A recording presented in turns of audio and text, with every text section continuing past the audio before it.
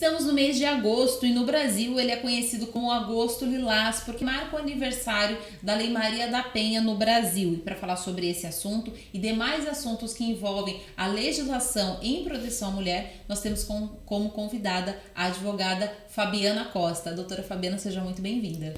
Obrigada, Sandra. Muito obrigada pelo convite. É uma honra estar aqui no Portal da Região e a gente tem acompanhado podcasts maravilhosos, aí, extremamente informativos. Então, para mim, é uma felicidade estar aqui. Eu que agradeço a sua participação.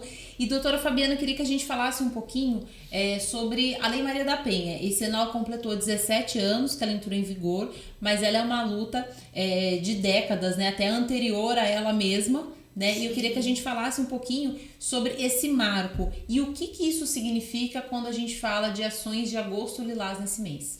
Sim. A Lei Maria da Penha ela é tida como um dos 3 melhores ordenamentos do mundo para a defesa do direito da mulher, porque ela é uma lei que ela tem aspectos punitivos, educativos, preventivos, então ela é realmente um marco e nesses 17 anos muito se avançou, ainda muito falta para realizar, infelizmente pós-pandemia a gente tem percebido o crescente índice de violência contra a mulher, contra crianças, adolescentes, enfim. Essa proximidade das pessoas no lar, infelizmente, foi um caldeirão efervescente daquelas violências que sempre houveram na nossa sociedade. E é com muita tristeza que a gente observa os índices crescentes mesmo de violência, porém, nesses 17 anos, a gente pode dizer que os ordenamentos jurídicos foram se aprimorando para trazer essa resposta da sociedade, a luta do movimento de mulheres e tantas outras que vem aí há décadas, né, buscando uma igualdade, um respeito, e a gente tem visto muita coisa, né, acontecendo.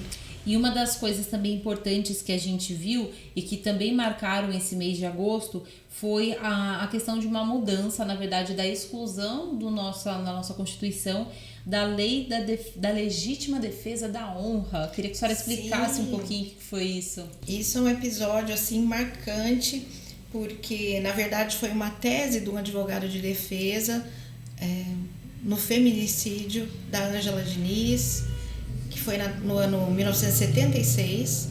Então o seu agressor, que era o Doca Street, né, o advogado na verdade, levantou essa tese que infelizmente fez muito sucesso porque traduzia o pensamento machista da época e que vem tão arraigado aí na nossa cultura, que ele enfatizava que a suposta traição era um motivo de defender a honra, como se a mulher fosse uma propriedade ou mesmo que o homem pudesse dirigir todos os seus atos e suas vontades.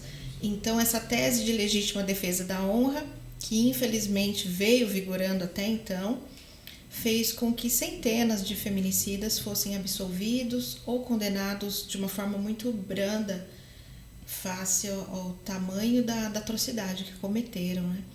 Porque você veja bem, Sandra, a legítima defesa é algo bem material, né? Segundo o artigo do Código Penal, é você opor resistência com uma medida moderada a uma agressão iminente ou atual, ou seja, algo de vias de fato, algo realmente material.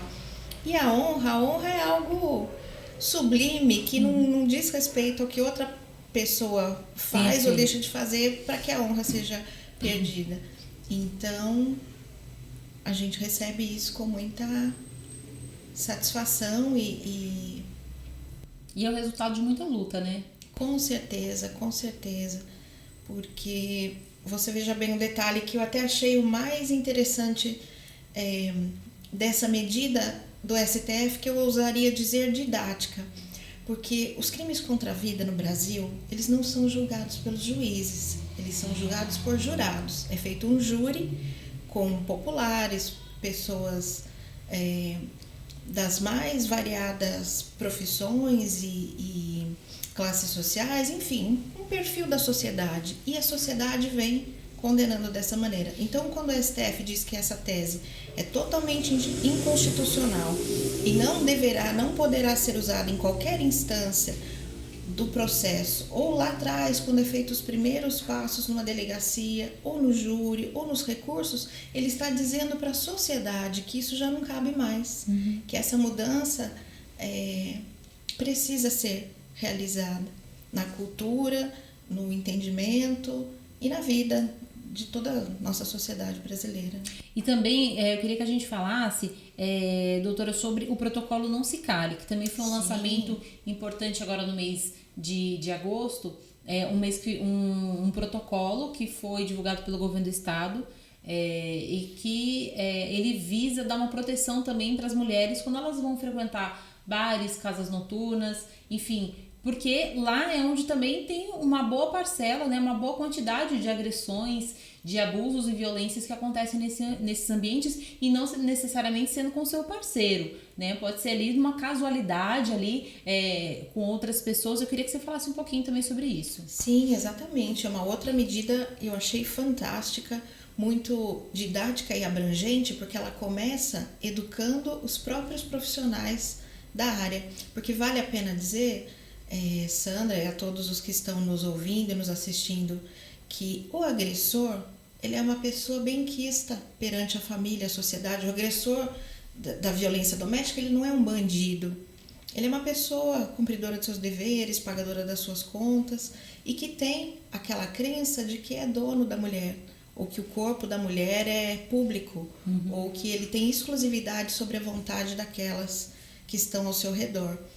E eu achei extremamente importante porque vai treinar os funcionários e todos os que estão envolvidos nessas áreas de entretenimento, festas, restaurantes, hotéis, enfim, a ter esse olhar de perceber uma situação de violência doméstica e se colocar à disposição dessa mulher. Me chamou a atenção de que faz parte do protocolo que ela seja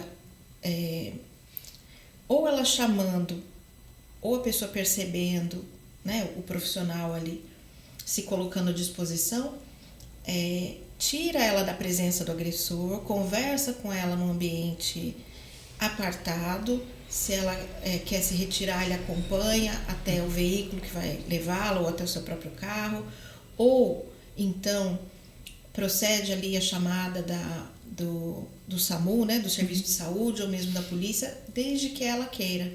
Então a mulher vai ser orientada e a pessoa vai acompanhá-la naquilo que ela quer fazer. E daí eu acho importante, se você me permite, o sinal de identificação, né, já é algo muito ventilado aí nas redes sociais, que é, né, apresentar a mão, colocar o polegar e fechar.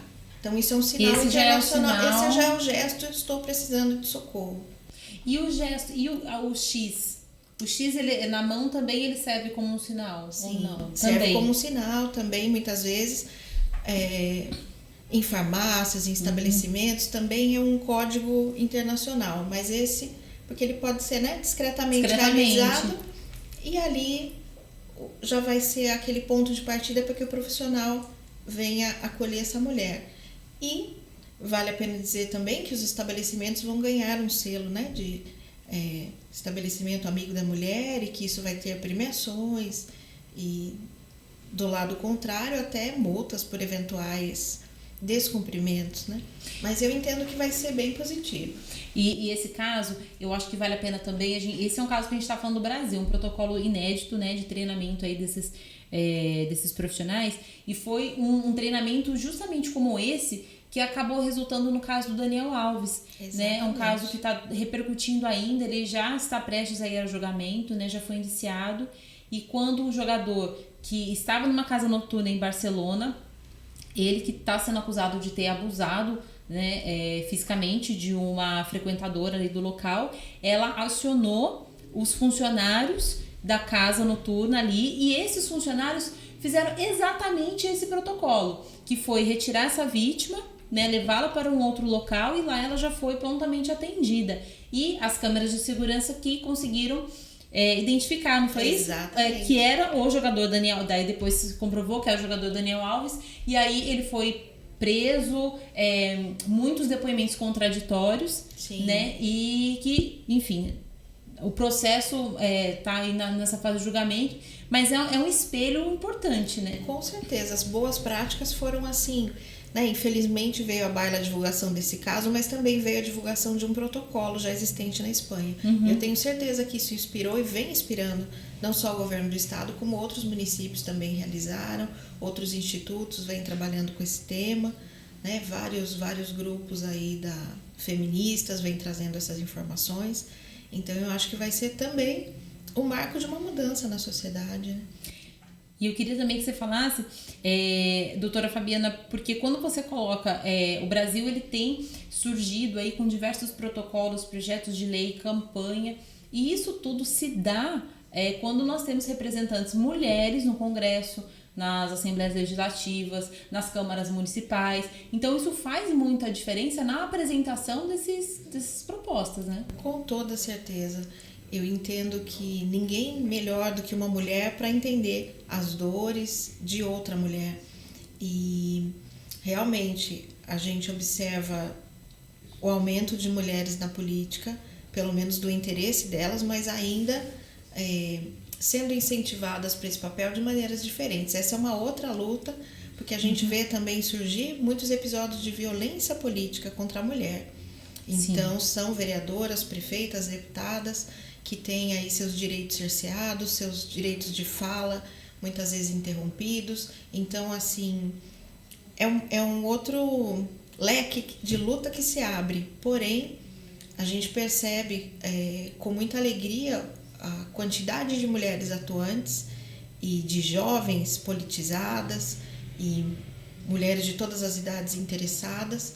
Porém, sem dúvida, cada vez mais a gente deve incentivar o voto de mulheres em mulheres e para mulheres, e que essas ações realmente sejam amplamente difundidas. E aí eu aproveito para fazer um elogio ou uma citação ao projeto de aumentar a licença maternidade, por exemplo, que a gente entende profundamente e até emociona, porque só uma mãe sabe como é essa transição de um novo bebê, especialmente as mães de primeira viagem e aquelas que têm os bebês não saudáveis. Então, assim, parabéns. Obrigada. E vamos à luta. É verdade.